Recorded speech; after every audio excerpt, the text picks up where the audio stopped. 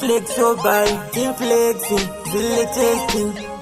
Magazine, Bati akanditi flex uritype yangu ndoda kuti uite mufesi wangu ndikati yuwi maiwe zvangu apa kanogara kumarengo wangu kamwana kadika kakandipinda muchikaka ikaka kamwana ikaka kakanaka kamwana kadika kakandipinda muchikaka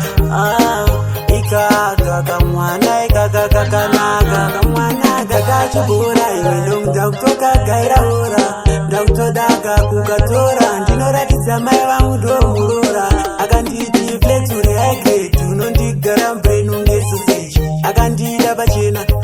kubuda pachena ngezuda rataine kamwana kadika kakandipinza muchikaka ikaka kamwana ikaka kakanaka kamwana kadika kakandipinza muchikaka ikaka kamwana ikaka kakanaka akanditi ndiononditira ndinoda kuya pate ndizokubikira ndikati mwanayo ndozanofarira uya akanogonditira akanditi flex uri type yangu ndoda kuti uite mufesi wangu ndikati yuwi maiwe zvangu apa kanogara kumarengo wangu kamwana kadika kakandipinza muchikaka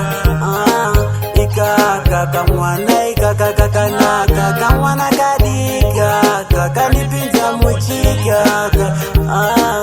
ikaka kamwana ikaka kakanaka kamwana kakachibura iwe ndomuda kutoka gairaura ndakutodaka kukatora ndinoratidza mai vangu ndomurora akanditi flex uri high unondigara mbrenu ngesoseji akandida pachena kubuda pachena ngezuda rataine kamwana kadika kakandipinza muchikaka ikaka kamwana ikaka kakanaka kamwana kadika kakandipinza muchikaka ikaka kamwana ikaka kakanaka akanditi ndiononditira ndinoda kuya pate ndizokubikira ndikati mwanayo ndozanofarira uya akanogonditira akanditi flex uri type yangu ndoda kuti uite mufesi wangu ndikati yuwi maiwe zvangu apa kanogara kumarengo wangu